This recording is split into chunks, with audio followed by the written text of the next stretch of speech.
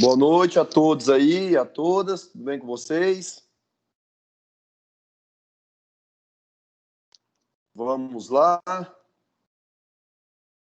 Tem alguém por aí? Carlos, Alexandre, Débora, Juliana, Laura, Natália e Tainara. Alguém tá vivo aí? Boa noite, professor. E aí, Juliana, tudo bem com você? Tudo bem, você? Beleza, graças a Deus. Tainara respondeu ali também. Natália já respondeu mais cedo. Carlos tá aí? Carlos tá sumido, Carlos. O que tá acontecendo? Laura, direto tá aí. Arthur. Quem mais aqui? Renato entrou, Natália, vamos ver, Juliana, Débora, Carlos, Anne Stephanie. Fazendo, beleza. O Arthur tá aqui ouvindo ou não? Mas o Arthur não tá na sala aqui não do bate-papo ou está? Pessoal, vamos lá então. Vamos lá. Pessoal, a questão da semana acadêmica aí. Alguém está acompanhando? Alguém assistiu alguma palestra? Eu dei uma olhada lá, tem palestrante muito renomado lá. Alguém chegou a dar uma olhada ou passou batido? O grande Carlos, flamenguista de carteirinha. Ninguém salvou a semana acadêmica? Juliana assistiu, Natália, Débora, ninguém, Tainara. Alguma aulinha lá não? Alguma palestra? De boa? Espera aí, deixa eu ver aqui. Vamos. Pessoal, vamos começar, já está na hora, né? Já está na hora, passou da hora, na verdade. Boa noite mais uma vez aqui. Deixa eu ver se está gravando, ok. Então, essa semana ninguém está dando aula, tá? Por conta dessa semana acadêmica. Eu acho que vocês não estão participando ou estão participando. Olha lá, hein? E eu vi lá, parece que não bate o horário, parece que à noite não tem. Hoje à noite parece que não tem palestra. Mas, de qualquer forma, eu vou ter que me ausentar no dia 20 e daqui 2 semanas. No dia 28 eu não vou estar em Rondonópolis, não vou conseguir dar essa aula ao vivo. Então, hoje já está valendo, é uma aula de reposição antecipada. Vou repor algo ainda que não perdeu, entendeu? Então, estou adiantando essa reposição para o dia 28. Então, essa aula vale para o dia 28 de outubro de 2020. A turma de penal, a turma de processo penal, recursos e ações autônomas de impugnação. Beleza, pessoal? Vamos aqui. O pessoal tá entrando aí, ó. Mônica, Letícia entrou. Deixa eu ver quem mais. Ana. Ok. Peraí. Ok. Beleza. Ok, vamos lá então. Pessoal, dando continuidade aí, vocês chegaram a acompanhar a polêmica aí daquele recurso que foi julgado, aquele habeas corpus que o Marco Aurélio julgou e acabou concedendo a liberdade para um traficante renomado, esqueci o nome dele. Qual que é o nome do traficante lá? Vou pegar aqui. Traficante Marco Aurélio. Alguém lembra aí? Acho que é alguma coisa do rap. Isso. Coisa assim. André do Rap. Isso. André do Rap. Justamente. O André do Rap. Vocês acompanharam, vocês entenderam mais ou menos o que aconteceu ali, o que começou o julgamento do Supremo hoje ou não entenderam? Sim ou não? Hã? Eu não li a notícia toda, eu só li superficialmente. Superficialmente, né? Posso explicar rapidinho aqui, até para vocês se situarem e ver o que está rolando aí com esse André do Rap? Sim, Posso professor? ou não? Antes da gente começar a nossa aula, o que aconteceu, pessoal? tudo vai envolver também a nossa matéria, processo penal, né, que envolve habeas corpus, tudo.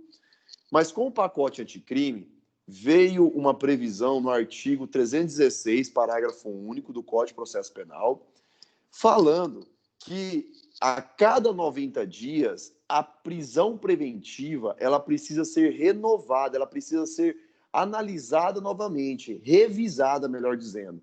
Vamos pensar que a Letícia, o caso do André do Rep, a Letícia foi presa preventivamente, né? Foi presa em flagrante por tráfico de drogas, ok? Teve a prisão preventiva decretada. Então, em 90 dias, o juiz tem que ficar dando uma olhada, tá bom? O juiz tem que ficar dando uma olhada, falar, olha, não, os motivos que eu utilizei lá atrás, esses motivos permanecem. Olha, os fundamentos que eu utilizei, essa fundamentação permanece e ele deve continuar preso. Então, o pacote anticrime trouxe essa observação. Qual foi a intenção do legislador? Dar um aviso para o magistrado, determinar que o magistrado não esqueça a pessoa no cárcere, tá bom? E mais ainda, pessoa que está presa preventivamente. Quando eu falo preso preventivamente, significa dizer que eu não tenho uma culpa formada em desfavor daquela pessoa. Não tenho uma sentença condenatória com trânsito em julgado. Então, preso preventivamente, a pessoa presume-se inocente. Entendeu? Então, essa foi a mensagem clara do legislador. E o André do Rep, ele estava, se eu não me engano, desde dezembro, preso preventivamente, e desde aquela época, desde dezembro, não foi renovada, não foi revisada a prisão dele. Aí ele foi de habeas corpus, até que chegou no Supremo. Todas as instâncias negaram o habeas corpus dele para ele, falando, não vou considerar habeas corpus para você, porque quem tem que proferir essa revisão é o juiz que decidiu a sua prisão preventiva. Eu aqui, STJ, na sede de recursos, eu não tenho que ficar decidindo isso aí. Beleza? Caiu lá no Supremo, ministro Marco Aurélio olhou assim, e ele falou, que nem ele disse, olha, para mim, processo não tem capa, não tem rosto, processo tem conteúdo, entendeu?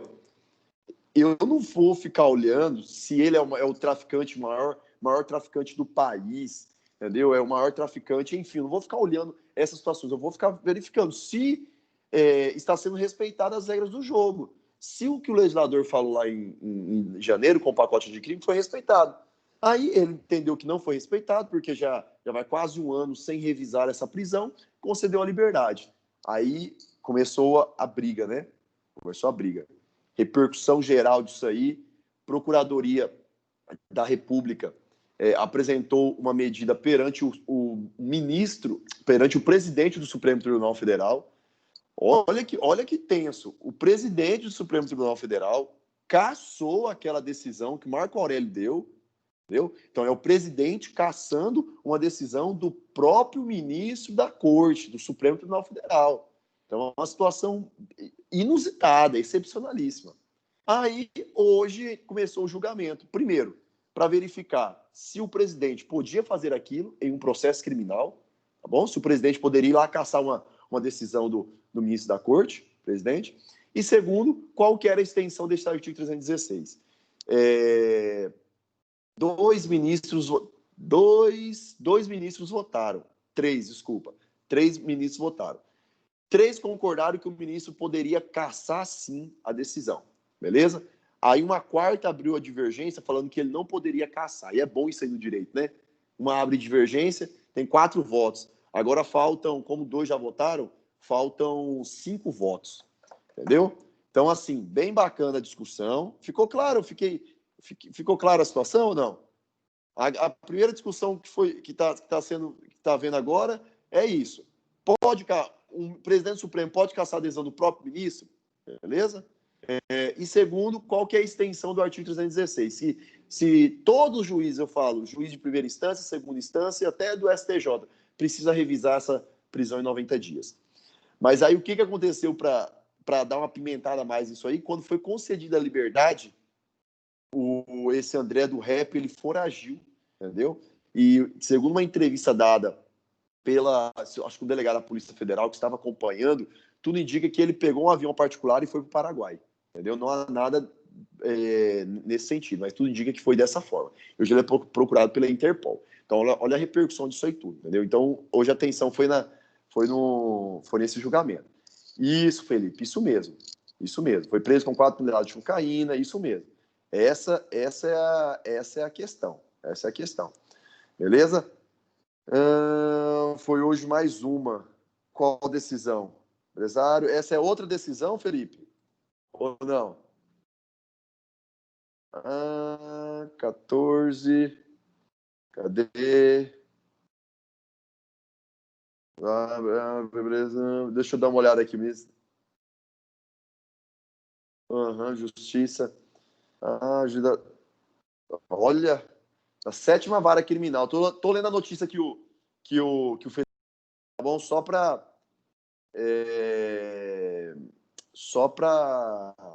cadê? Só para ver se não era a mesma. 9 anos, 4 meses, beleza.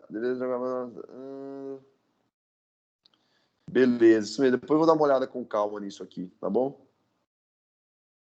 Então, é polêmico. O Marco Aurélio entende que de 90 em 90 dias tem que ficar revisando essa decisão. É uma nova mesa aqui do Marco e aqui do estado de Mato Grosso.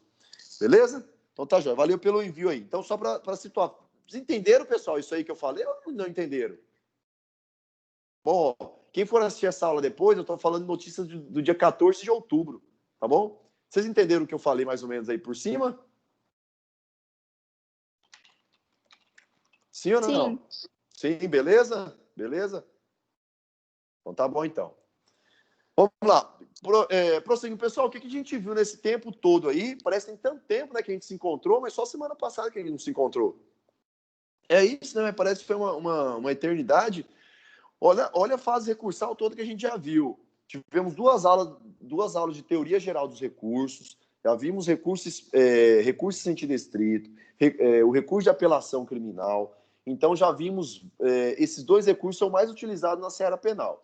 Hoje, a gente vai analisar 3 recursos: o agravo em execução, carta testemunhável e o embargo de declaração, que são 3 recursos relativamente tranquilos, tá bom? O agravo em execução. Quando eu falo em agravo em execução, o que vem na cabeça de você? Fala alguma coisa aí para mim. Fala alguma coisa aí. Já estamos em 14. William, Vinícius, Tainara, Renato, Natália, Mariellen, Letícia, Laura, Juliana, Felipe, Débora, Carlos, Alexandre. Alguém liga o microfone aí e fala aí. Quando eu falo em agravo em execução, o que vem na cabeça de vocês? Letícia, está apta para falar? Um recurso que é interposto na fase de execução? Isso. Acho que ele é o único na fase de execução. Isso, o recurso que é interposto na fase de execução. Só para a gente relembrar um pouco aí, a Lei de Execução Penal ela foi promulgada em 1984. Em 1984, nós vivíamos aqui no Brasil uma chamada, o início, na verdade, o início que logo depois já mudou a sistemática da política criminal brasileira. Nós vivíamos no Brasil um chamado previdenciarismo penal. Estávamos iniciando estudos, esses estudos começaram nos Estados Unidos, só que nos Estados Unidos teve uma mudança brusca também na política criminal, então passou-se a tratar o cárcere de forma mais severa, para combater todo e qualquer tipo de criminalidade. Então, vocês vão encontrar lá nos Estados Unidos a chamada teoria da janela quebrada. O que é essa teoria da janela quebrada? Isso em simplórios dizeres. Diz basicamente a seguinte situação. Uma pequena janela quebrada, ou um vidro dessa janela quebrada, tem que ser punido, ele tem que ser regularizado mais rápido possível, antes que você prejudique toda a estrutura da janela. Tá bom? Então, trazendo isso para a seara criminal, significa que os pequenos crimes, os crimes aqueles considerados de pequena monta ou insignificantes, ainda que sejam poucos, que tenha pouca repercussão, eles precisam ser punidos de forma exemplar para que aquilo ali não se alastre,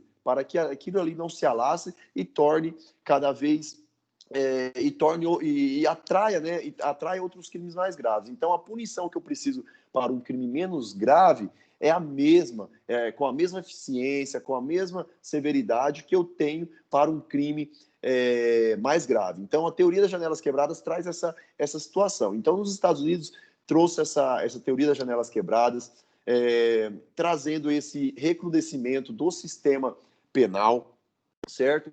E o Brasil, na hora que estava iniciando o chamado previdenciarismo penal, o que é o previdenciarismo penal? O que é previdência? Quando você pensa em previdência privada, todos contribuem para uma determinada situação, tá joia? Então vamos pensar que você aí está saudável, beleza? Sofre um acidente amanhã e fica incapacitado para o trabalho, ok? Você não vai mais contribuir para a Previdência, mas vai receber.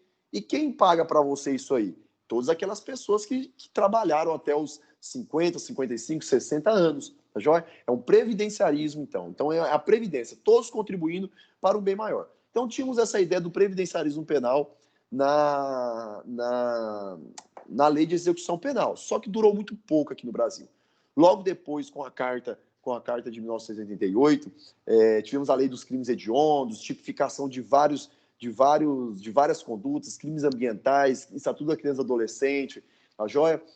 Então, houve uma mudança. A lei de execução penal, ela trouxe essa ideia porque todos deveriam contribuir de alguma forma para o sistema penal. Porque qual que era a ideia básica da execução penal? Tentar trazer isso para a sociedade. Falar, olha, você tem que entender que aqui no Brasil a gente não tem pena de morte. Então, invariavelmente, essa pessoa que está sendo presa hoje, amanhã ela vai retornar para a sociedade. Então, seria ilógico, tá bom? Seria ilógico, seria irracional você que está fora do cárcere não pensar em quem está lá dentro. Não pensar em quem está lá dentro. Então, por isso que várias previsões na lei de execução penal, por exemplo, o Conselho da Comunidade, tá bom? Que prevê a participação de membros da sociedade, do juiz, da OAB, da Defensoria Pública, da promotoria, tá joia? De representantes de determinados órgãos, conselho, por exemplo, conselho de drogas, enfim. Então, todos, o poder público, a prefeitura tem que contribuir para a ressocialização daquela pessoa. Então, todos, de alguma forma, precisam contribuir para os objetivos da lei de execução penal, certo? Realmente, se você for abordar a lei de execução penal, é uma lei muito, vamos dizer, muito humana, que traz uma ideia de ressocialização, de retribuição, obviamente, tá bom? Eu preciso retribuir aquele mal, entre aspas, que a pessoa fez, eu vou retribuir colocando ela no cárcere. Mas, ao mesmo tempo, eu preciso ressocializar, porque eu preciso voltar, eu preciso que aquela pessoa, em um determinado momento, volte para a sociedade, tá bom? Então, ela trouxe justamente essa ideia muito bacana de ressocialização, de salvar garantias e direitos fundamentais do preso. Só que, felizmente, a realidade não é essa.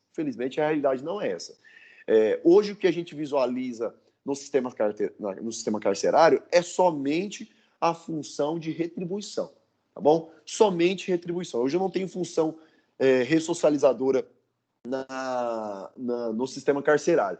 Queria perguntar para vocês, por quê, pessoal? Por quê? Alguém pode dar uma opinião aí bacana, que fala, professor, por que é só retribuição hoje? Só pancada em quem é preso? Por que eu não tenho um trabalho maior de ressocialização? Não que determinadas penitenciárias não tem, entendeu? Mas eu estou falando que o foco hoje não é ressocialização. Qual que é a ideia? Por que vocês pensam nisso aí? Ou vocês não concordam, ou vocês acham que tem ressocialização sim? Mesmo pesquisas científicas falando que o índice de reincidência é de 80%. Alguém tem uma noção aí? Por que não é o foco a ressocialização hoje? Hã? Alguém aí, pessoal? Ou estou sozinho aqui? Escuto vozes. Sim ou não? Escuto vozes. Ninguém? Vou lá chamar então, hein? Juliana Ribeiro. Qual que é a sua opinião, Juliana Ribeiro? Tá por aí, Juliana Ribeiro? Juliana Ribeiro, por que, Juliana? Se você for presa hoje, seja lá qual for o crime, homicídio, vamos pensar que é a Juliana. Juliana Ribeiro está aí, Juliana? Ou não está? Sim ou não? Juliano Ribeiro está aí? Cadê a Ana? Cadê a Ana Stephanie? Ana Stephanie? Ana Stephanie. Está aí ou não? Ninguém está aí, gente? Nossa, a Laura está aí, certeza. Laura tá aí. William está aí, William? William está aí, William? Ninguém, pessoal? Eu tô aqui, professor. Ah, Letícia está aí. Obrigado, Letícia, aí pela audiência. Beleza? Letícia, por que você acha que se você for presa hoje e pegar lá homicídio, vamos pensar que você matou o seu namorado por ciúmes, tá bom? Matou seu namorado por ciúmes. Seu namorado ia jogar bola tranquilamente, todo semana, mas você já não aguentava mais aquela saição dele para jogar bola e depois do futebol ter uma cervejinha ali com os amigos. Você já não aguentava mais, né? Porque lá no bar tinha pessoas também que você conhecia, que não eram de boa índole. O seu namorado chegou aí para te ver em determinado dia, você foi e matou o seu namorado. Por que, Letícia, você acha que se você for para o cárcere, ninguém vai se importar? Melhor dizendo, ninguém não. Mas a maioria das pessoas, as pessoas elas não vão se importar com a sua ressocialização, somente com a retribuição. Por quê? Você sabe dizer? Professor, honestamente, eu nunca parei para pensar nesse sentido, mas pensando agora, eu acho que o nosso país, ele nunca teve uma cultura de se importar com as pessoas que são... Não se importar com a ressocialização das pessoas. Acho que seria mais fácil jogá-las, né, lá na prisão e deixar lá durante muito tempo. Por isso que a maioria das pessoas hoje que estão presas, inclusive preventivamente, e não tem nenhuma condenação sobre isso. E talvez acho que ressocializar sairia mais caro para o Estado do que... Então ele prefere deixar lá e não investir nisso, não investir em educação, porque querendo ou não, a educação, seja quando a pessoa já está presa, é uma saída. Com certeza. Investir também, sei lá, atendimento psicólogo, médico, acompanhamento da família, e também as condições, né, que eles estão lá nos presídios. Ninguém tem condição de ressocializar nesses presídios. Claro que a maioria não deve ser assim, eu nunca entrei num para saber, mas eu tenho certeza que a condição que ele está lá não é de ressocialização e o Estado não está preocupado com isso. Sim. Não, eu te digo, a maioria dos presídios é assim, viu? A maioria é assim. Não é questão de superlotação. Cela que cabe 5, eu tenho 15, 20 pessoas, tá bom? Realmente é uma discussão bem interessante, bem interessante. Certa vez eu ouvi uma pessoa falando que talvez se a gente pudesse disponibilizar votos, né? Votos para os detentos, se os detentos pudessem votar, porque hoje, quando você é condenado, você perde seus direitos políticos, tá bom? E se alguém condenado pudesse votar? Será que a classe política não voltaria os olhos de forma mais efetiva para eles? Entendeu? Mas é uma discussão bem interessante, envolve educação, envolve interesses políticos, interesses de quem está envolvido com o sistema criminal. Mas, enfim, eu sei que é difícil o sistema carcerário. O sistema carcerário brasileiro é muito difícil mesmo. Tudo superlotado, enfim. Mas vamos lá. Então, a lei de execução penal veio nesse sentido de tentar esse previdencialismo penal, mas logo depois alterou essa sistemática. Beleza? Quando é possível falar, eu comentei um pouquinho ali, quando é possível falar em execução penal, joia? É quando houver, a regra é a seguinte, acho que a Letícia falou, é quando houver o trânsito em julgado da sentença penal condenatória. Ok? Então, somente após o trânsito em julgado da sentença penal condenatória é que eu posso falar em uma execução penal. Essa é a regra. Eu posso falar em execução penal, agora vem a exceção, antes de uma sentença penal condenatória? Pode sim. Vamos pensar que houve recurso de uma sentença condenatória, beleza? E o tempo que está demorando para julgar esse recurso, a pessoa já pode ser beneficiada nas regras da lei de execução penal. Vamos trabalhar um exemplo? Você pegou o que eu falei, né? Vamos trabalhar o seguinte exemplo. Você está aí, Felipe? Ou não? Sim ou não? Felipe? Felipe está aí, não. Felipe comentou ali. Cadê? Não. Tá, vamos pensar então. Vamos pensar aqui. Você novamente, Letícia. Você vai ser a bode expiatória de hoje aqui. Beleza? Letícia foi condenada a 10 anos de prisão. Beleza? Letícia é condenada a 10 anos de prisão por tráfico de drogas. Olha o exemplo. Condenação saiu hoje. Beleza? Saiu hoje. Não, 10 anos não. Deixa eu facilitar a conta aqui. Não, tem que ser 10 anos. Vamos lá. Depois de 2 anos de processo, olha lá, o processo demorou, muitos réus, tudo. A sua condenação saiu hoje. Tem 2 anos que você está presa, Letícia. Ok? Só que você não concordou com aquela pena de 10 anos. Você recorre para o Tribunal de Justiça. O Tribunal de Justiça demora 2 anos e meio para julgar o seu recurso. Então, eu tenho 4 anos e meio, você no fechado, você no regime fechado. Beleza? Você no regime fechado. Qual que é o tempo de progressão de regime para uma pessoa que é primária pelo tráfico de drogas? 40% você tem que utilizar, você tem que cumprir sua pena. Eu facilitei a conta. 40% de 10 anos, quantos anos você tem que ficar presa no fechado, Letícia? 4 anos, concorda comigo? Concorda Sim. comigo? Você tem que ficar 4 anos presa no fechado. Deu 4 anos e o seu recurso ainda não foi julgado. Olha, isso acontece. Deu 4 anos e o seu recurso ainda não foi julgado pelo Tribunal de Justiça. Ok? Então, o que você pode fazer?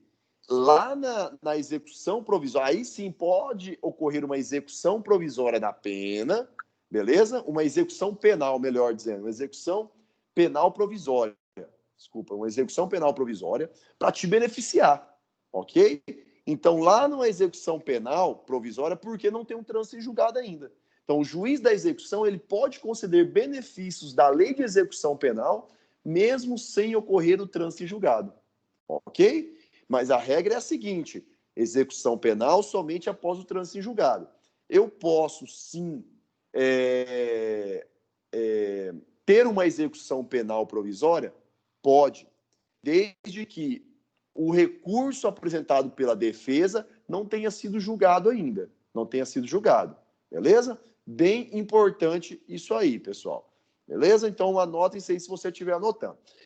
Competência do juiz da execução. Se você pegar a LEP, que é a Lei de Execução Penal, é a Lei 7.210, deixa eu colocar lá para vocês aqui, Lei 7.210, e está no roteiro aí de vocês também. E está no roteiro de vocês aí também, tá bom? Se eu colocar lá, se você pegar as atribuições da execução penal, você vai encontrar inúmeras atribuições lá no artigo 66, o que compete ao juiz da execução penal.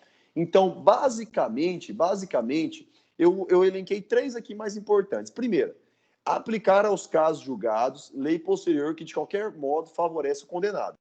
Compete ao juiz da execução aplicar uma lei nova que, de qualquer modo, venha beneficiar o condenado.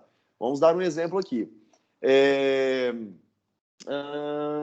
O lei ou entendimento, né? Vamos pensar assim.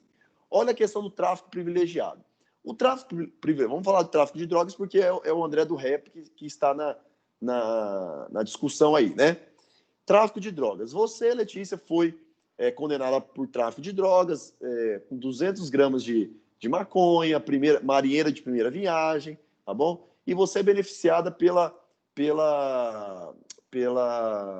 tráfico chamado privilegiado, que é lá no artigo 33, parágrafo 4º. Quando a pessoa ela tem bons antecedentes, é ré primária, não se dedica à atividade criminosa e nem integra organização criminosa. Quando a pessoa tem todos esses requisitos, ela pode ser beneficiada com esse tráfico privilegiado, que é uma redução da pena, ok? Quando a lei ela foi promulgada, esse tráfico privilegiado, ele era considerado hediondo, tá bom? Mesmo você sendo condenada por essa quantidade de 200 gramas de maconha, era considerado tráfico hediondo.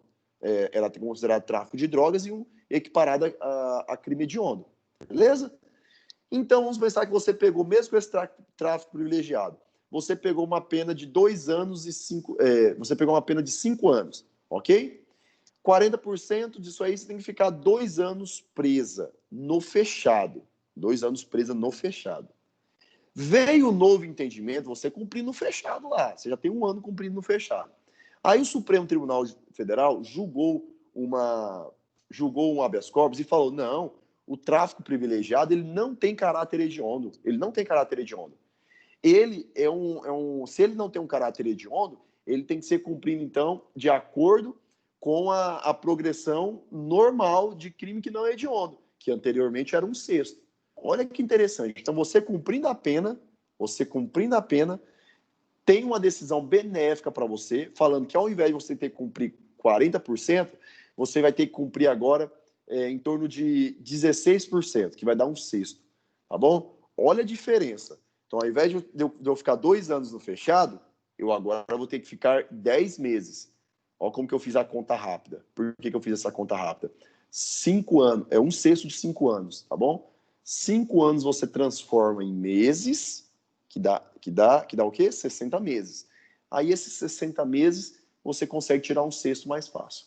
Então, 1/6 de 5 anos dá 10 meses. Beleza? Então, assim, ao invés de cumprir 2 anos, agora você vai ter que cumprir 10 meses. E você já estava 1 ano no fechado. Então, progressão de regime para você. O juiz da execução penal deve declarar essa progressão de regime para você, considerando 1/6 do cumprimento da pena. É a atribuição dele. Tá bom?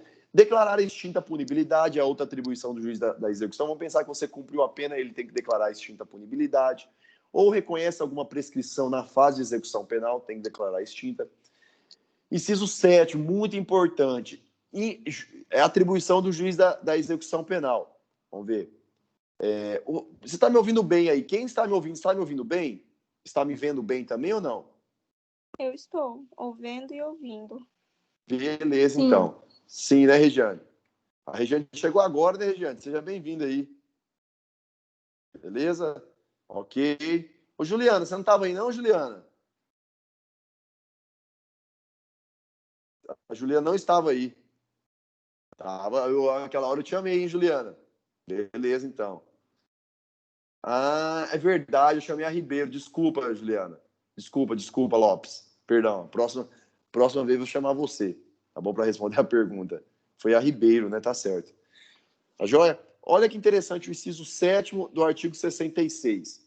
Inspecionar mensalmente os estabelecimentos penais, tomando providências para o adequado funcionamento e promovendo, quando for o caso, a apuração de responsabilidade. Beleza? O que eu estou querendo falar? Você, futuro juiz e futura juíza, tem que saber que se você trabalhar numa comarca, não, você tem que trabalhar numa comarca e tiver estabelecimento penal, você tem que ir mensalmente lá para ver se está tudo bem. Beleza? Se estão considerando um mínimo de dignidade para aquelas pessoas, se a comida está boa, se está fornecendo água, tá bom? Então, você tem que fazer essa visita mensalmente, beleza? Não vai mandar assessor, não. Vai você mesmo. Isso é muito bacana, gente. Muito bacana para você não ficar um juiz extremamente técnico, um juiz extremamente comparado a uma máquina. O juiz tem que ter um sangue também. O juiz precisa saber a realidade onde ele está. Por isso que você visualiza assim, juízes que antes foram por exemplo, a gente tem um exemplo de um juiz aqui que ele já foi defensor público, tá bom? Então ele tem uma outra pegada, um outro pensamento sobre questão de execução penal, tudo. Claro, ele tá para cumprir a lei, dar as decisões, só que ele tem um pensamento diferente, né, sobre o sistema criminal. Muito bacana isso aí, tá bom? Então você fique ciente disso aí. Vai prestar concurso para juiz, tem que ter essa responsabilidade. Para promotor, para promotora também. Acho que a Letícia, né, Letícia, que quer prestar concurso para promotoria, então Você também vai ter essa atribuição. Todo mês vai ter que estabelecimento penal lá, beleza? Ok? Pessoal, então, qual que é o conceito aí que a gente pode conceituar o agravo em execução? É um recurso utilizado, tá bom? Na fase de execução penal para combater, para ir contra, beleza? Para questionar as decisões proferidas pelo juiz da execução penal, beleza? Então, eu sempre tenho uma execução penal e alguma decisão proferida nessa execução penal. Essa execução penal, na maioria das vezes, essa execução ela é definitiva, tá bom? Ela já tem uma sentença condenatória contra esse julgado, mas pode ser que essa execução seja provisória, essa execução penal seja provisória, que nem o exemplo que eu já falei para vocês aí. Beleza? Tá bom? Qual que é o procedimento? Por que eu quis falar logo depois do... Não, a gente trabalhou a apelação depois, né? Depois do resto a gente trabalhou a apelação. Mas o agravo em execução, ele tem o mesmo procedimento do rese. Ele vai seguir a mesma sistemática do rese, ok? Eu tenho uma peça de interposição, eu tenho uma peça das razões recursais, ok? Vai subir para o tribunal através de um novo processo, ok? Por quê? Quando você apresenta o agravo em execução, vamos pensar que teve uma nova lei que trouxe um benefício. Desculpa. O juiz não aceitou aplicar esse benefício da nova lei. O que você vai ter que fazer? Você vai ter que agravar essa decisão. Só que a execução penal, ela continua tramitando no juiz de primeiro grau. Ela continua tramitando no juiz de primeiro grau. Aí você tem que apresentar o agravo em execução para o segundo grau, ok? Obviamente, você vai fazer a interposição e as razões, tudo aqui você vai interpor aqui em primeiro grau. O grau vai formar um novo processo, que é um auto em apartado, né? E remeter para o Tribunal de Justiça. Não vai pegar esse processo original que está aqui e que está tramitando ainda, ele vai pegar esse processo e remeter tudo para o TJ, para a segunda instância. Beleza? Ok? Então, atenção a esse detalhe aí. O mesmo procedimento do rese. O prazo para interposição, 5 dias para a interposição e 2 dias para as razões. Sempre, o prazo no processo penal, ele é contado em dias corridos, tá bom? Excluindo o primeiro dia e incluindo o último, beleza? Atenção. Então, se eu for intimado de uma decisão na execução penal no dia 15 de outubro, quando que vence meu prazo para eu interpor esse recurso em sentido estrito? Olha, eu fui intimado no dia 15 de outubro. Quando que vai vencer o meu prazo? Meu último dia do prazo. Qual que vai ser? Vocês estão craque nisso aí. Vamos embora, me ajuda aí. Para interpor? Para interpor o recurso. Isso. Até o dia 20? Até o dia 20. Alguém discorda? Eu fui intimado dia 15, correto? Alguém discorda dela? Por que dia 21? Repete, professor. Olha, eu fui intimado dia 15. Dia 15 de outubro. O meu último prazo, que dia que é? É isso aí. 20. Mas o pensamento está certo, Regiane, só que a sua conclusão foi um pouco errada. Mas você começou certo, Regiane. Exclui o dia 15, aí começa a contar. 16, que é uma sexta, né? 16, 17, 18, 19, 20. Ok? Eu tenho até o dia 20. Até o dia 20 para poder apresentar o recurso. O meu último prazo é dia 15. Entendeu? É dia 15. Então, atenção a isso aí. Ficou claro, pessoal? Ou não? Fala aí agora. Que prazo vocês não podem perder prazo. Aí será até o dia 22 para apresentar razões? Não. Aí que está a questão. Como que funciona exclui o dia de início e inclui o último? Isso mesmo, Vinícius. As razões, como que ocorre com as razões? Depois que você apresenta, você interpõe o recurso, posteriormente, a secretaria do juízo, a escrivania, vai te intimar para você apresentar as razões. Não é tipo assim, ato contínuo, entendeu? Eu interponho e já começa a contar o prazo das razões. Não. Se você vai receber uma nova intimação, aí vai ser renovado aquele prazo de 2 dias, entendeu?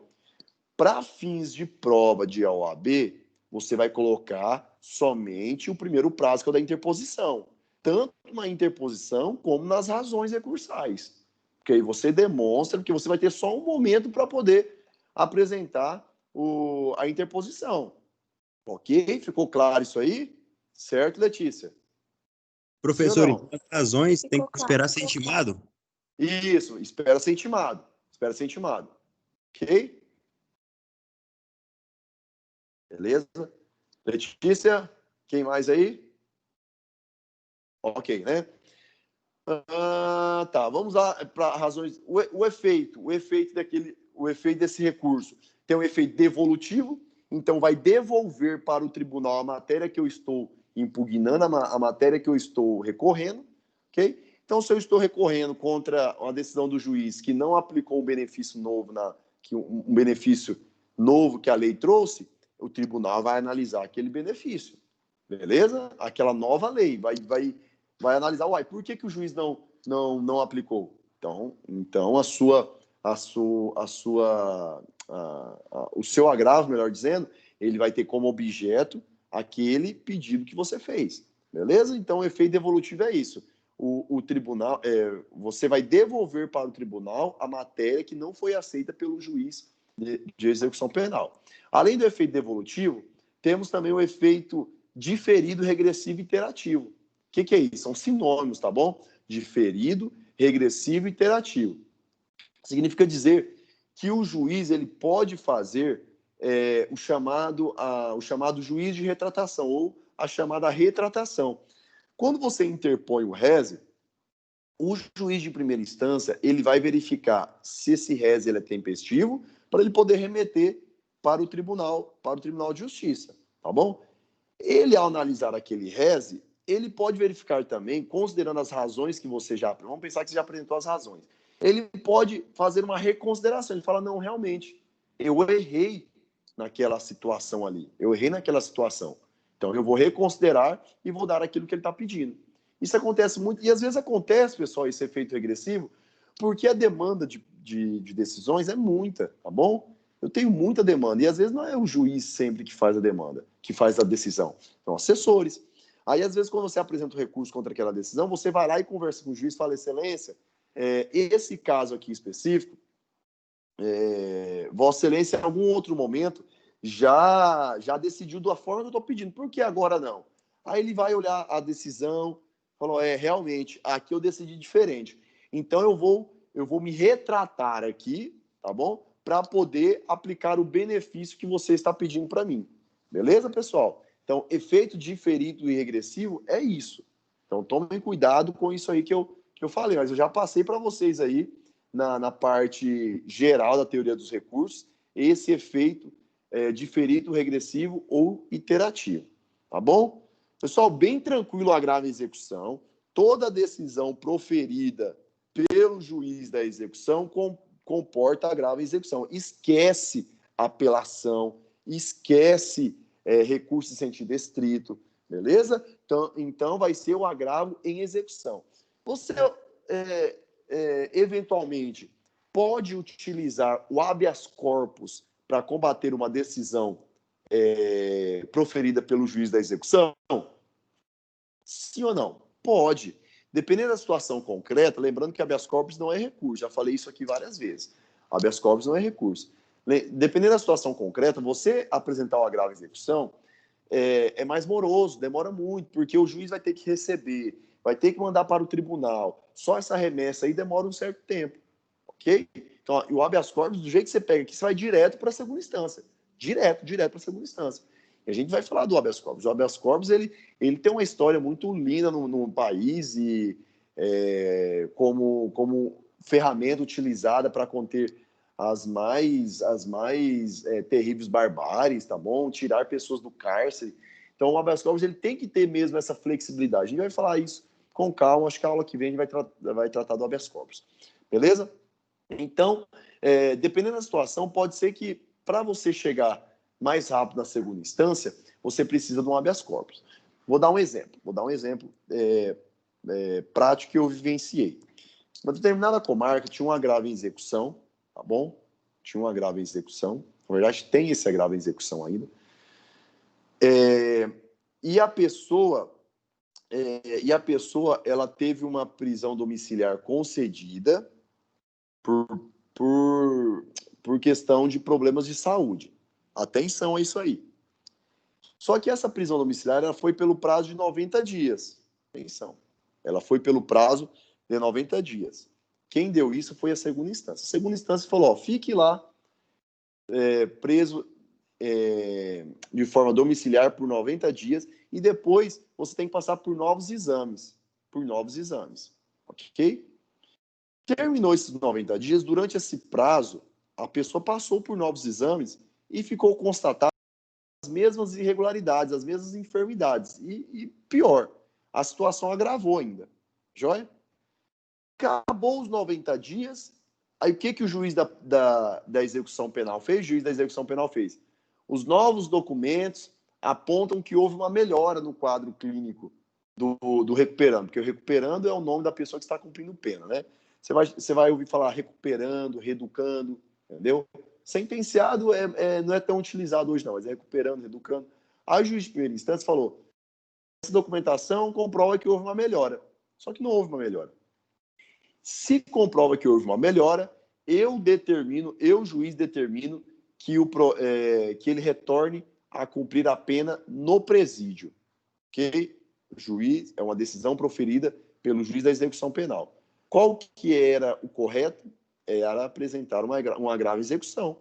Apresentando a grave execução, interpõe aqui na primeira instância, a primeira instância vai remeter para a segunda instância, tá bom? Demonstrando que a medicação, que os novos exames mostraram que a situação piorou do recuperando, ok? Isso aí era o correto. Porém, isso é mais moroso. Até o Tribunal de Justiça analisar esse agravo em execução, ele vai ter voltado para a penitenciária, tá bom? E nas condições que essa pessoa está enferma. Então, o que você tem que fazer? Nesse caso, você impetra, e o termo técnico do habeas corpus é impetrar e não interpor. Todo recurso você vai interpor, tá bom? Agora, mandado de segurança você impetra. Mandado de segurança, habeas corpus, você impetra, beleza? Aí, nesse caso concreto, você vai impetrar um habeas corpus pedindo para que ele não seja preso de forma mais rápida, tá bom? Você vai impetrar, vai chegar lá de forma mais rápida, melhor dizendo, pedindo para que ele não seja preso. Então, nesse caso, você pode utilizar o habeas corpus. Mas cuidado, grava aí, execução penal, cabe a grave execução.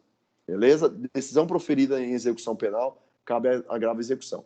E você vai perceber isso na sua prova da OAB quando falar que a decisão transitou em julgado e o juiz da execução proferiu uma decisão. Então, você já vai saber que é a grave execução.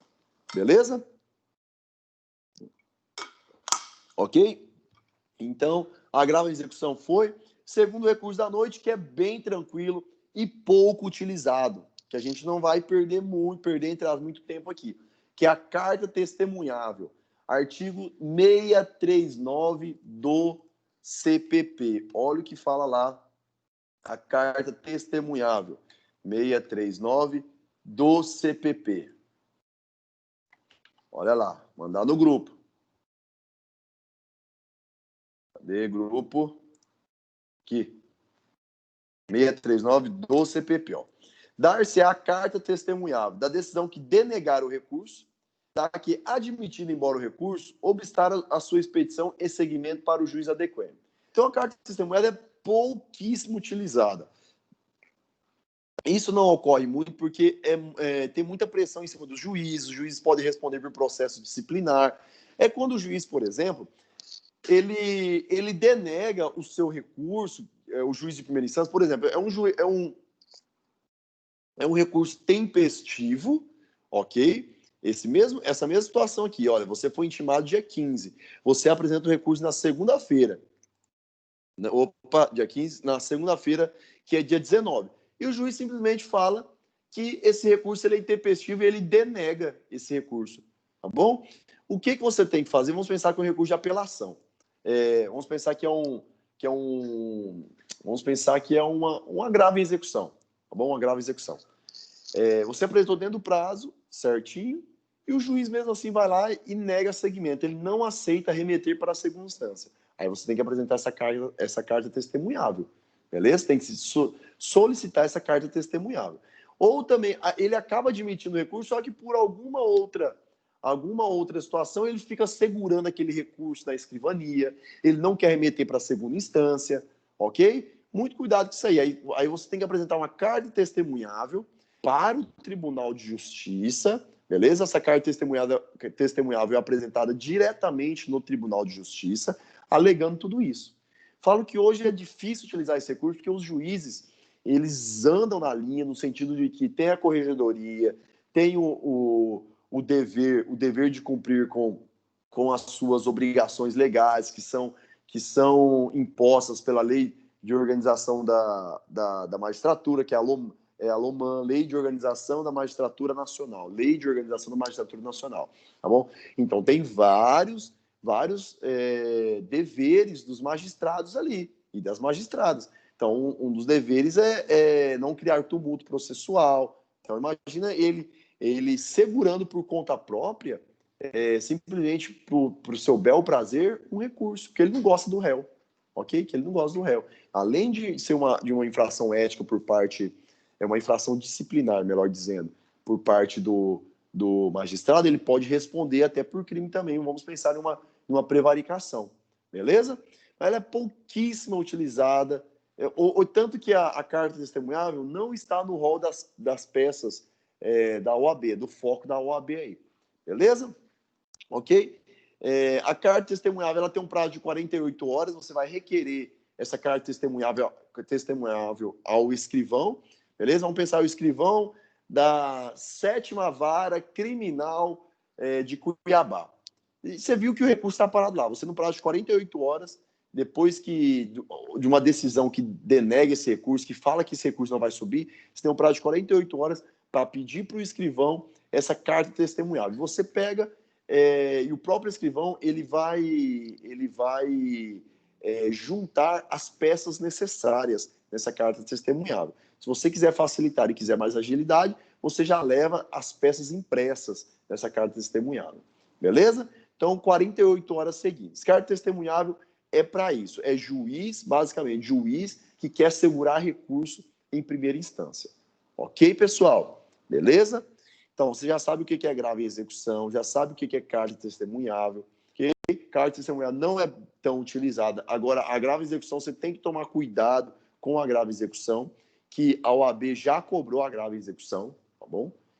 Defensoria Pública também, fique esperto com isso aí, ok? E ainda mais Defensoria Pública, você que quer ser defensor, você que quer ser defensora pública, tá joia? Tem que saber de execução penal. Hoje, 90% das pessoas que estão presas, 90%, essas pessoas são assistidas pela Defensoria Pública, tá bom? Então, é muito trabalho. Então, você pega aqui uma Mata Grande da vida. Hoje nós estamos, se eu não me engano, entre 1.200, 1.300 recuperandos. Você imagina 90% dessa população carcerária você atender. E, se eu não me engano também, é somente aqui no nosso caso, uma ou duas defensoras, 2 defensores aqui.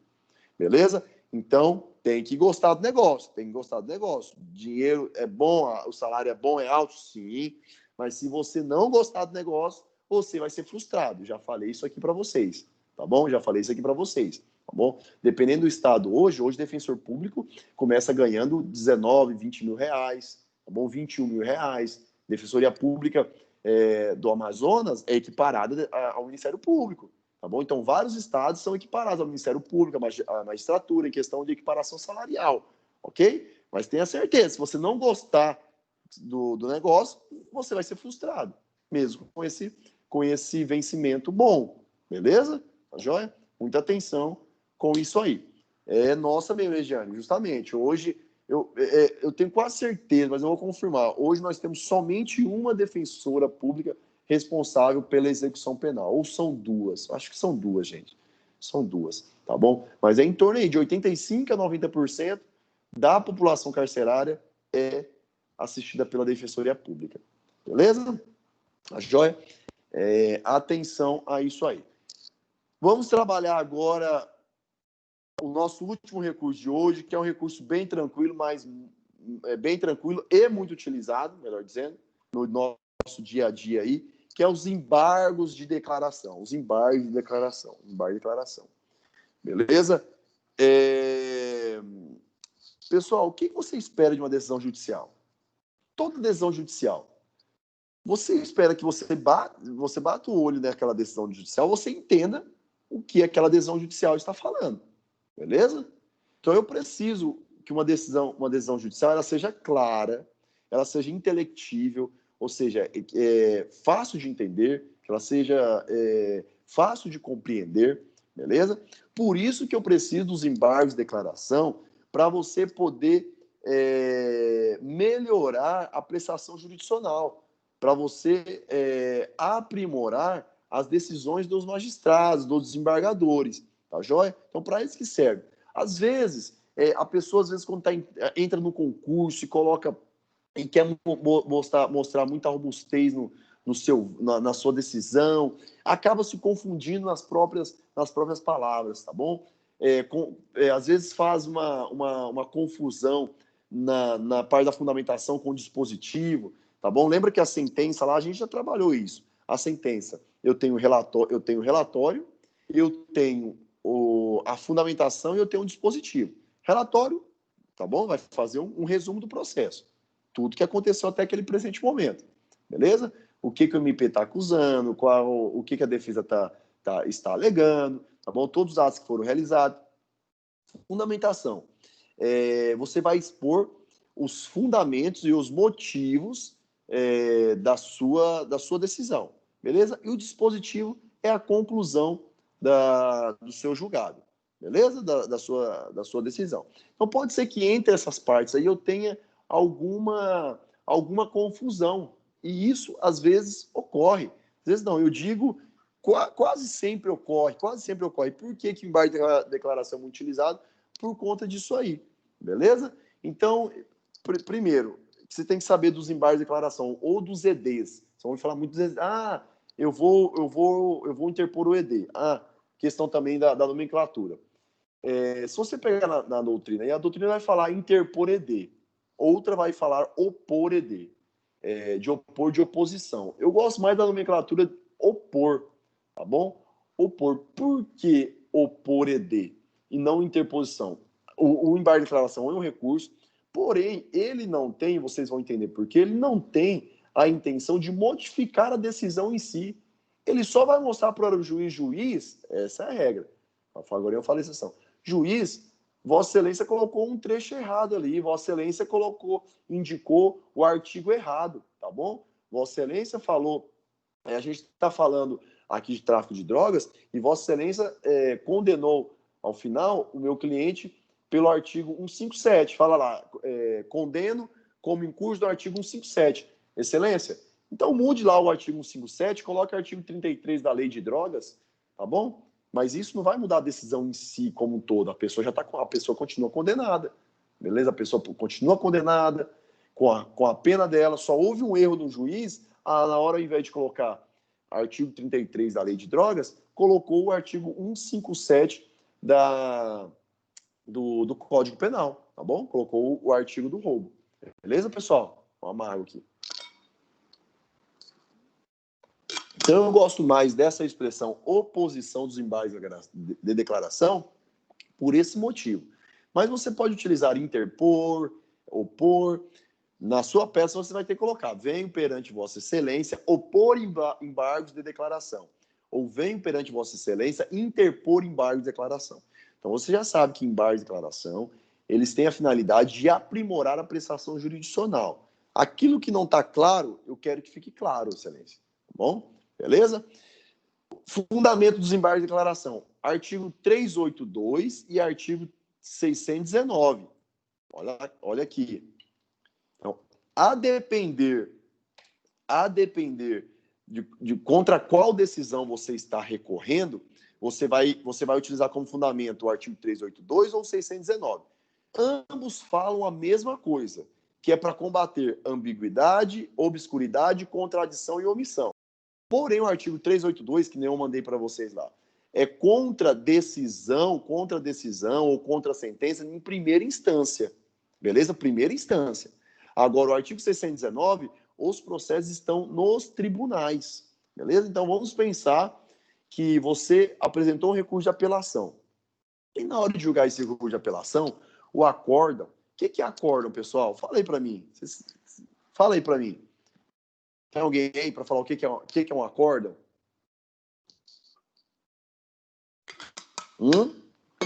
Alguém para falar o que é um acórdão? É uma decisão do tribunal. É uma decisão do tribunal. Isso aí, tá bom? Acórdão e decisão do colegiado. Isso.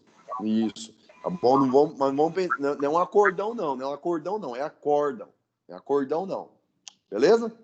Bom, então, se tiver algum acórdão que tenha algum defeito nesse acórdão, você vai apresentar o artigo 619. Então, vem perante vossas excelências opor embargos de declaração com fundamento no artigo 619.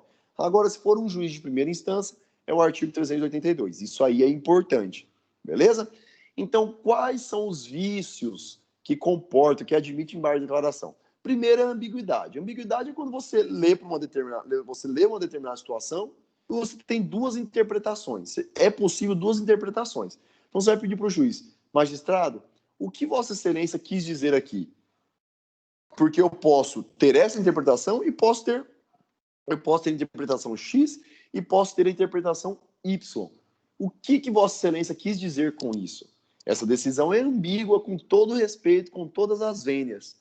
Então, você vai pedir para que o juiz ou o tribunal sane essa ambiguidade. Que às vezes você olha para alguma coisa, você tem duas interpretações mesmo.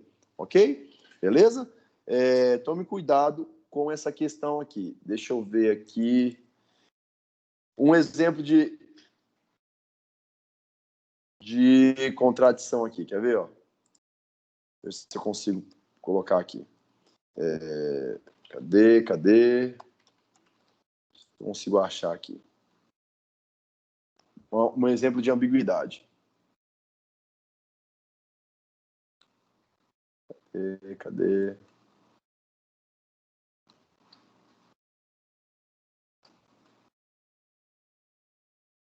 Você, ambiguidade. Cadê a ambiguidade?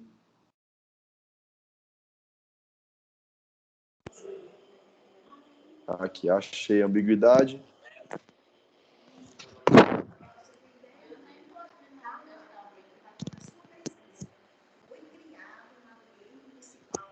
Olha o exemplo de ambiguidade aqui, pessoal. Vê se eu vou conseguir compartilhar. Peraí. Olha o exemplo de ambiguidade. Compartilhar conteúdo. Apareceu na tela aí para vocês?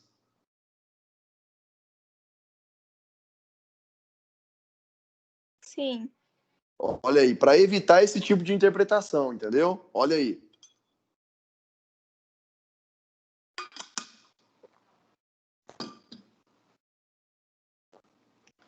Dá para ter ambiguidade aí ou não? O que vocês acham? É para dar uma descontraída, mas de fato, às vezes eu encontro isso em uma decisão judicial, tá? Não a caixa de cerveja e a... Vocês entenderam, né? Beleza?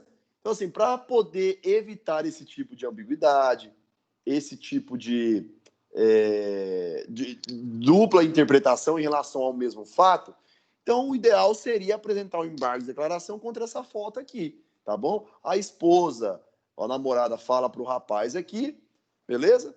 Aí ele para evitar esse tipo de interpretação, ele fala, tá bom, amor, o que você está querendo dizer? Calma aí, eu tive duas interpretações. Eu posso trazer 2 cervejinhas e uma caixa de leite, se tiver leite, ou eu posso trazer uma caixa de cerveja se tiver leite, entendeu? Para evitar essa ambiguidade, eu apresentaria o embargo de declaração contra essa fala aí da moça, entendeu? E é justamente isso. Parou de compartilhar, pessoal? Estão me vendo agora?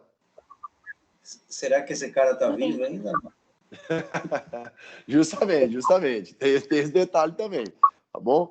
Mas é uma boa. Mas hoje vocês vão sair com o embargo de declaração, vocês vão poder, né? Qualquer racionamento de vocês aí, a pessoa fala uma coisa confusa, aí você fala, não, deixa eu interpor o embargo de declaração aqui, que você está falando para mim está contraditório, tá bom? De fato é isso aí. Aí não entra nesse. Olha, mas é justamente esse aqui. Vamos aqui de novo. Deixa eu mandar para ela ali, peraí. Aqui. Olha lá. Beleza? Então tá jóia. Então, para evitar esse tipo de ambiguidade, você apresenta embargo de declaração. Beleza? Obscuridade. Obscuridade não é uma clareza, é um pouco diferente. Não se sabe ao certo o que o juiz quis dizer, tá bom? O juiz colocou, mas será que ele quis dizer aquilo? Mas tá um pouco obscura essa decisão. Ela não é ambígua. Eu não tenho duas interpretações, tá bom? Mas eu não consigo concluir exatamente o que o juiz quer falar com isso. Joia? Então é uma decisão obscura. Da mesma forma, apresenta embargo de declaração. Contradição. Atenção isso aqui, é muito comum, tá bom? A contradição e a posterior à omissão. Beleza? A contradição é quando há elementos que não estão batendo, elementos contraditórios na própria decisão. Beleza? São elementos que não têm lógica entre si na própria decisão. Vamos pensar que o juiz vem, olha, lembra aí que eu falei para vocês, eu tenho o relatório, a fundamentação e o dispositivo. Vamos pensar que eu, juiz, faço relatório. Na parte da fundamentação, eu venho falando de ausência de provas, falando que não tem provas suficientes para condenar, falando que as provas são muito frágeis, beleza? Só que, porém, no dispositivo da sentença, que é a última parte da sentença, eu vou e condeno a pessoa. Ora, isso aqui está sendo contraditório, tá bom? Está sendo contraditório. Por que está sendo contraditório? Excelência, você veio o tempo todo falando da fundamentação que não havia provas para condenar. E agora, no dispositivo, você julga procedente a ação penal e condena o meu cliente.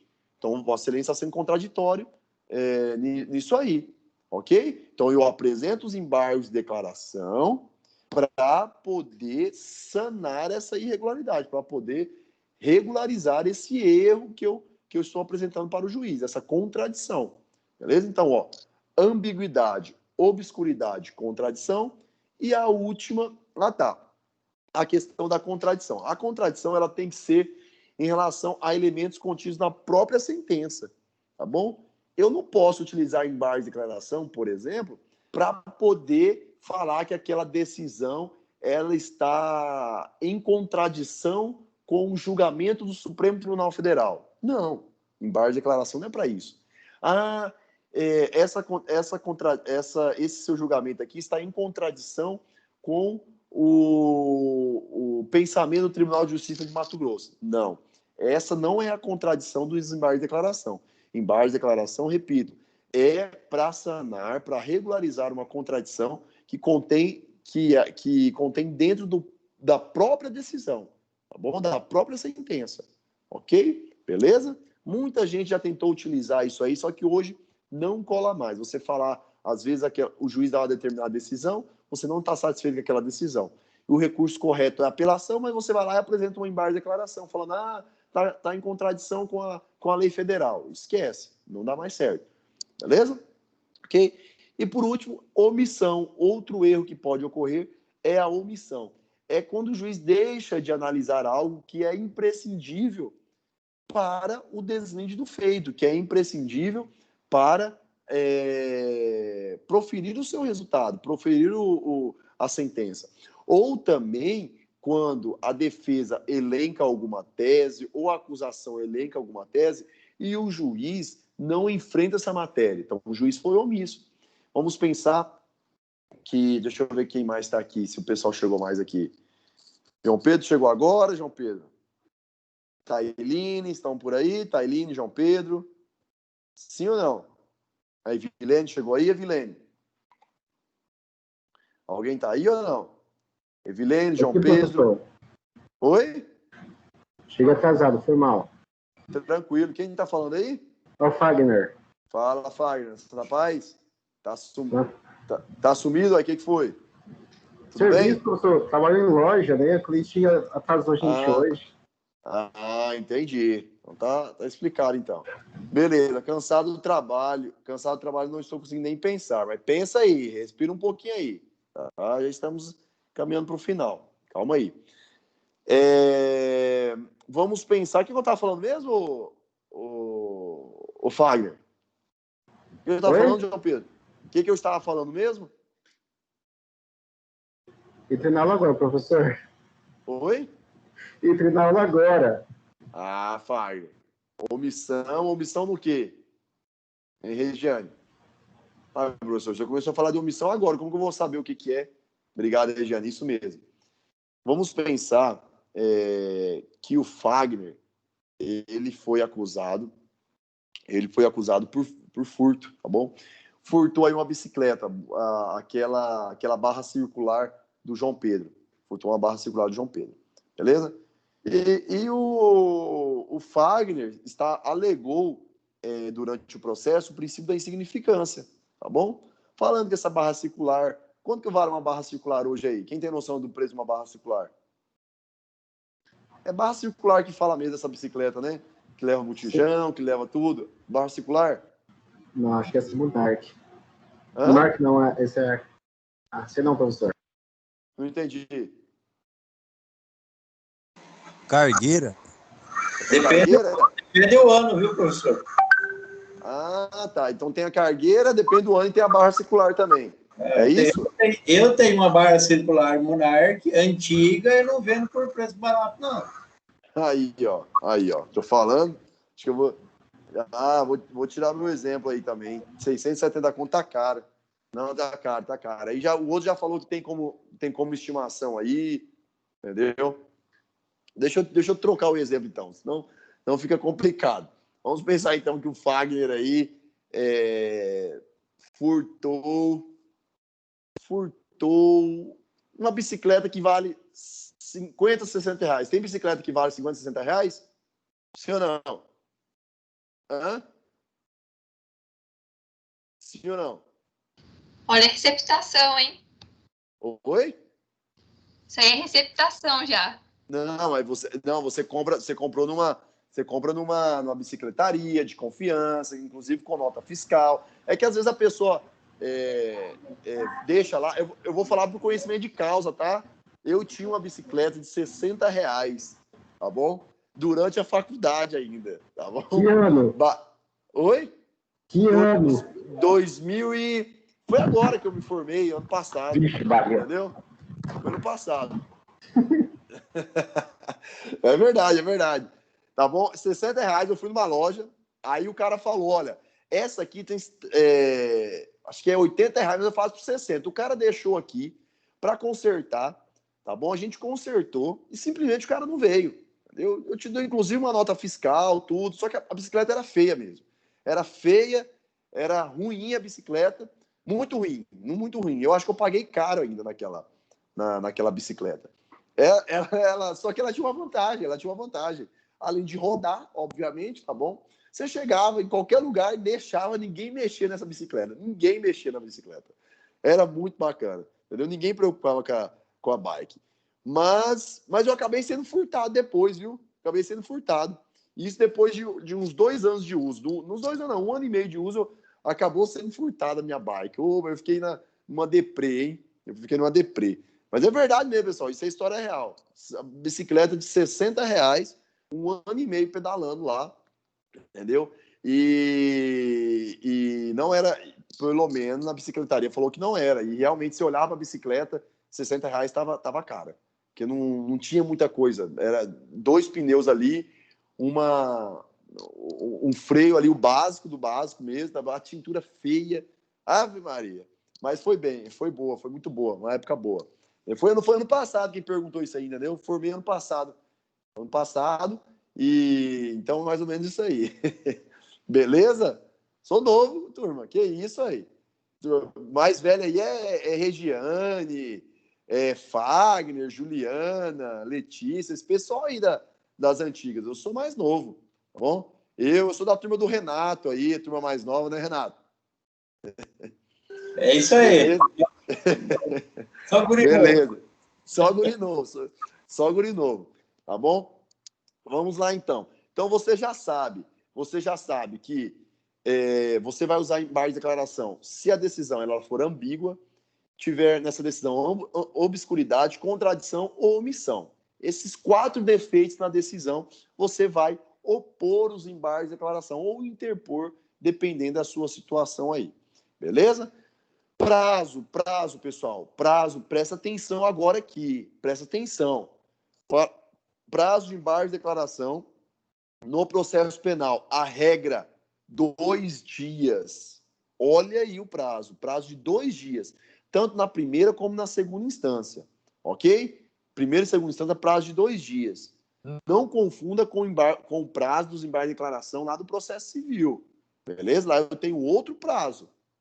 Ok? Aqui no processo penal nós temos o prazo de 2 dias. O prazo é muito exíguo. Muito exíguo. Ok? Então, muito cuidado com isso aí. Atenção, juizado especial criminal, eu tenho prazo de 5 dias. Diferente, viu? Olha lá.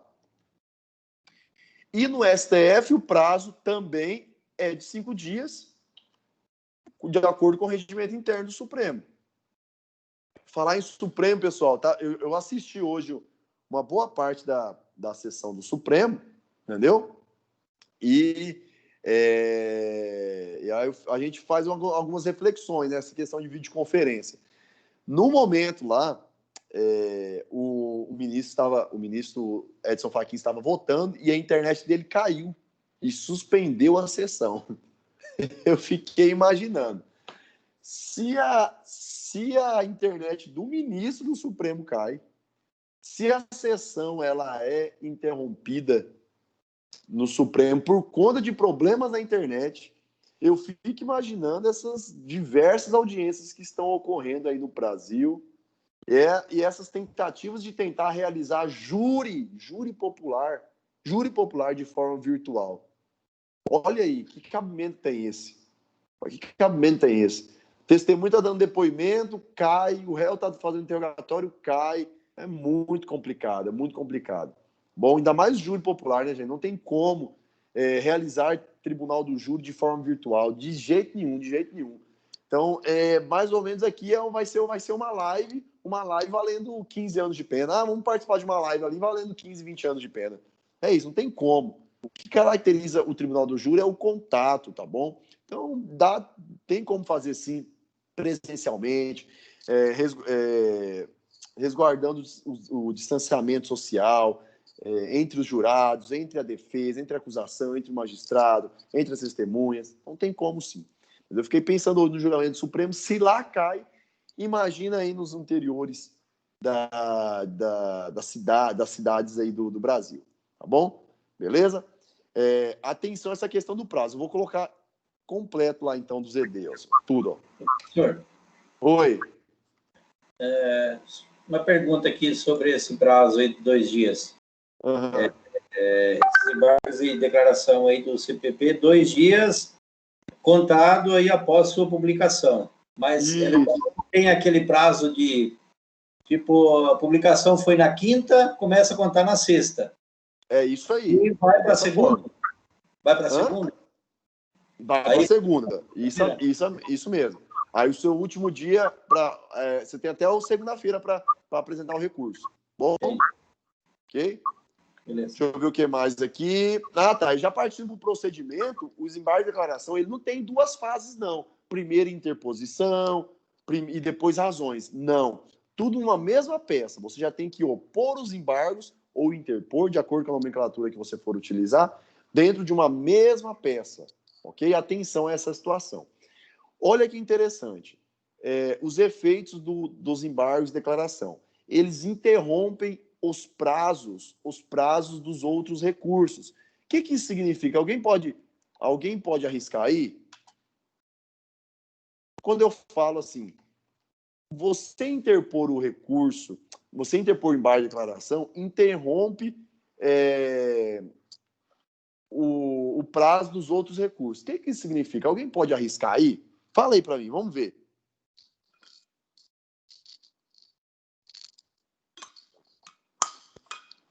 Hã?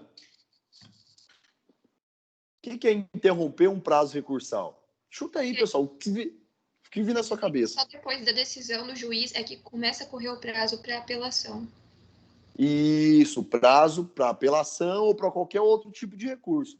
Isso mesmo, Isadora. Isadora não estava aí. Isadora chegou agora. Estava assim no Jornal Nacional ou o Jornal da Record, Isadora? Ou uma novelinha, aquela da 7. Você não estava por aí não, né, Isadora? Tava não, professor. Beleza. Seja bem-vinda aí. Tá joia? Então, assim, significa interromper. Ok. Vamos pensar que uma decisão tem um defeito. Uma decisão é omissa. Essa decisão do Fagner, essa questão do Fagner aí. Tá bom? Eu alego o princípio da insignificância. Beleza? Eu alego o princípio da insignificância. Só que o juiz não analisa o meu princípio da insignificância. O meu argumento, né, do princípio da insignificância. Ok? Eu recebo a publicação, eu sou intimado dessa decisão no dia 14, hoje, eu sou intimado hoje. Bom, qual que é o prazo do meu ED? Qual que é o prazo do meu ED? Meus embargos?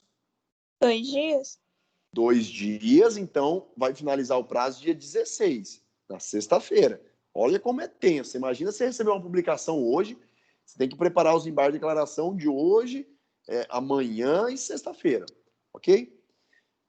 Ora, só que você poderia também, além de você não concordar com a questão da insignificância, você quer recorrer da pena que você considerou abusiva, tá bom? Então você deveria apresentar o recurso de apelação. Porém, como você apresentou os embargos de declaração, esse prazo do recurso de apelação ele vai ser interrompido.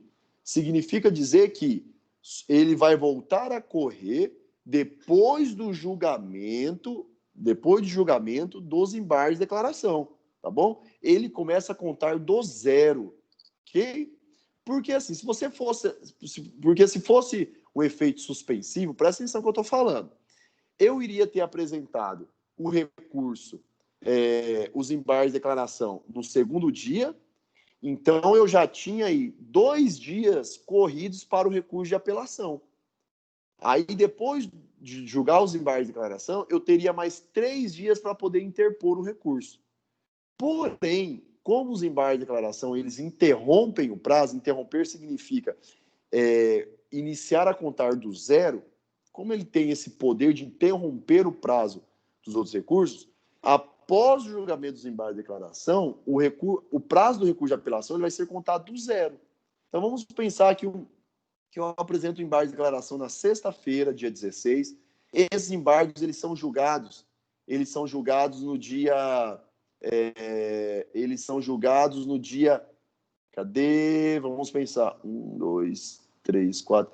Eles são julgados no dia 28 de outubro, e eu sou intimado desse julgamento desses embargos no dia 28 de outubro. E agora você tem que apelar dessa decisão, tá bom? Qual que vai ser o seu prazo recursal? Eu fui intimado no dia 28 de outubro. Qual que vai ser o meu prazo? O último dia do meu prazo? E aí, pessoal? Para a gente finalizar, vamos ver quem vai matar essa. Resolve aí para mim, gente. Eu fui intimado dessa última decisão no dia 28. Meu prazo vai ser quando? Meu último dia do prazo.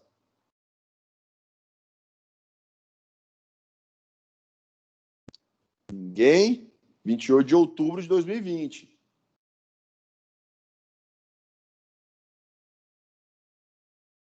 Dou-lhe uma, chuta aí, gente.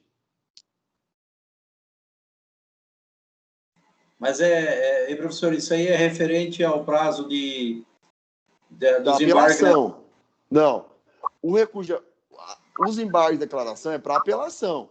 Os embargos de declaração eu apresentei já dia 14. Entendeu? Eu apresentei dia 14.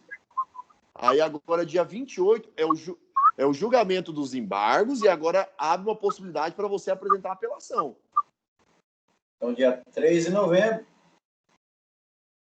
3 de novembro, dia 2, quem mais? É que dia 2 é feriado, aí vai para o dia 3.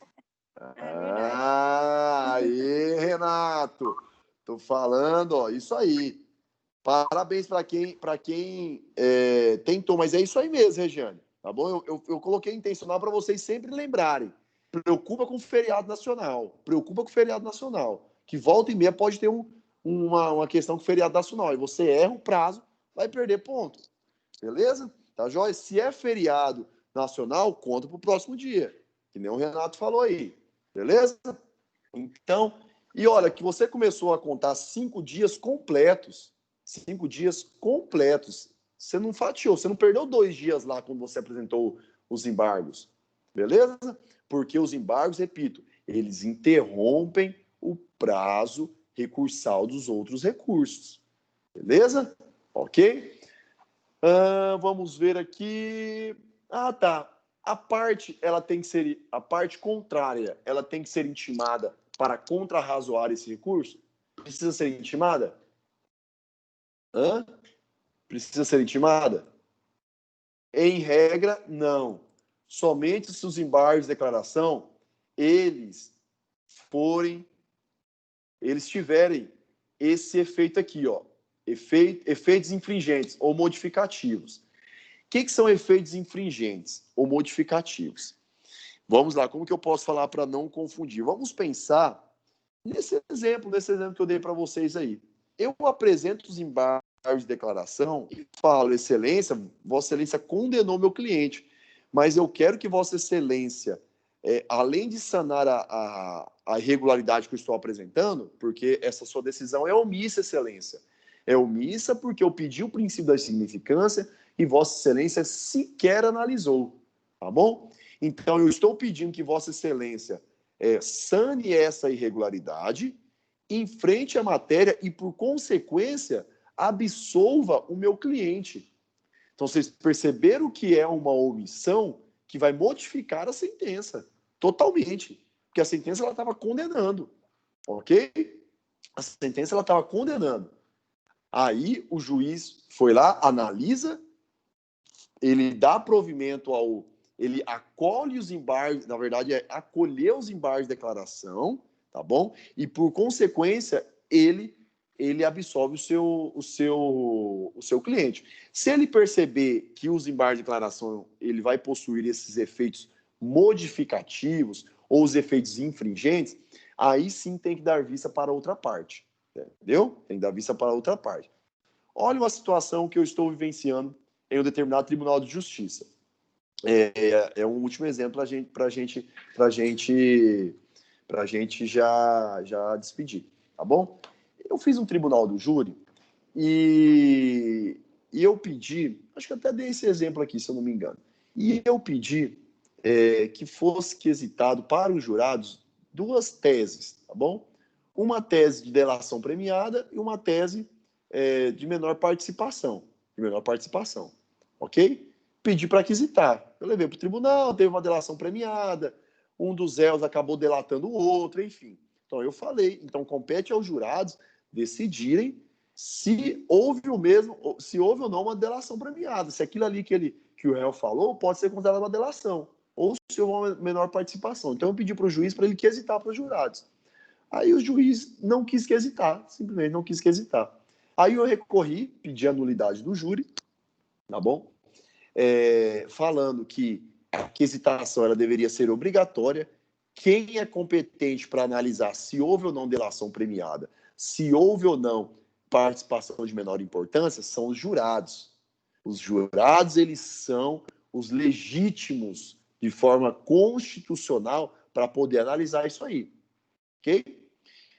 Apresentei essas duas teses, aí o Tribunal de Justiça, ele, no julgamento do recurso de apelação, eu queria perguntar para vocês, mas vai ser recurso de apelação que vocês aprenderam a aula retrasada. No julgamento do recurso de apelação, ele afastou essa preliminar para poder anular o júri, tá bom? Mas enfrentou somente a situação de um quesito, só falou que não seria cabível a tese de menor participação por alguns fundamentos lá, que eu não concordei também, Mas o fato é, por que eu quero falar dos embargos de declaração? Eles não enfrentaram a questão da quesitação da delação premiada. Porque eu pedi, falei para o magistrado aqui de primeira instância, magistrado, quesite a tese da delação premiada, mas ele não quis quesitar. Aí o Tribunal de Justiça não enfrentou essa matéria. Ele proferiu a decisão, recurso de apelação, beleza. Aí eu fui olhar o acórdão e faltava aquela tese que eu havia pedido no recurso de apelação. Apresentei embargos de declaração. Aí o relator, olhando meus embargos de declaração, aí é onde eu quero chegar, eu pedi efeitos infringentes. Por quê? Se ele reconhece que, de fato, o Tribunal de Justiça, de fato, os jurados não analisaram a tese de delação premiada e que eles deveriam analisar, o efeito modificativo vai ser no sentido de anular o júri para ter um novo julgamento. Tá bom? Então, eu pedi uma omissão, falei, excelências, desembargadores, vocês foram omissos na tese da delação premiada. Então, eu preciso que vocês regularizem essa omissão e, por consequência, anulem o júri. Então, eu pedi esses efeitos modificativos, aí sim, a parte contrária, o Ministério Público foi intimado para poder se manifestar sobre esses efeitos infringentes ou modificativos, sobre esses embargos de declaração que eu apresentei. Beleza? Então, embargo de declaração só vai ter contraminutos, só vai ter contrarrazões se houver a possibilidade de modificar a decisão combatida. Pessoal, embargo de declaração é isso, ok? Olha o tanto de situação que a gente falou aí. Fundamentação, repito, ambiguidade, obscuridade, contradição e omissão em uma decisão. Pode ser tanto decisão em primeira instância, segunda instância. Você vai alterar o fundamento seu, tá bom? O dispositivo legal. Se for decisão de primeira instância, artigo 382. Se for decisões em colegiados, artigo 619 do CPP. Pessoal, dúvidas aqui? Professor, vai lá. Só por curiosidade, aqui em Rondonópolis mesmo, quanto tempo mais ou menos leva para ser julgado um embargos na esfera criminal? Na esfera criminal é rápido, Isadora. Questão aí de 8, 9 meses. Coisa rápida. Não, brincadeira. Não, embargo de declaração é rápido mesmo. Vamos pensar aí. Aí você me perguntar, professor, embargo de declaração de processo criminal de pessoa presa? Aí eu falo que vai demorar aí uns 5, 6 dias, tá bom? De pessoa presa. 5, 6 dias de pessoa presa. Mas se a pessoa está solta, vai demorar em torno dos seus 20 dias aí, 25 dias. É tranquilo isso aí. O embargo de declaração é bem rápido. Eu queria só também que o senhor comentasse em relação aos embargos de enrolação. O que acontece se a parte entrar com essa finalidade? Os chamados, foi boa sua pergunta, enrolação ou também protelatórios, né? Embargos de protelatórios de enrolação. Na seara penal, nós não temos a possibilidade de aplicação de multa, tá bom? Não temos a possibilidade de aplicação de multa. Na esfera processual civil, sim. Se você, vamos pensar que você foi condenada aqui a pagar indenização, você, Isadora, foi condenada a pagar indenização por danos morais em um acidente que você causou em relação a Regiane, tá bom? Você foi condenada a 20 mil reais de danos morais. Aí você apresenta aqui aí você é sentenciado, você apresenta um embargo de declaração totalmente protelatório, não tem fundamento nenhum. Ela pode te aplicar uma multa de 1% do valor da causa, tá bom? Beleza?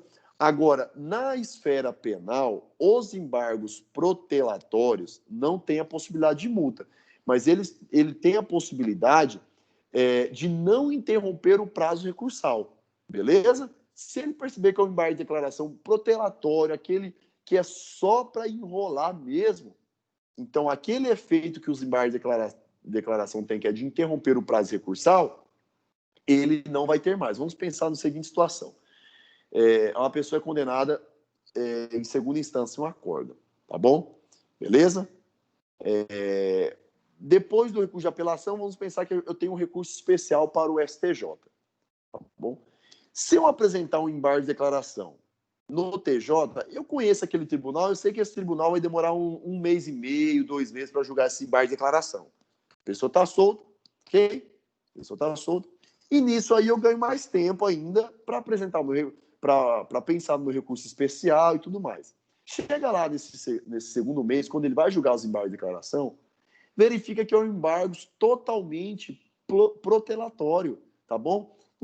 Ele não consegue expor o embargante é quem apresenta os embargos, não consegue expor qual que é a ambiguidade, qual que é a contradição, simplesmente apresentou só para enrolar mesmo.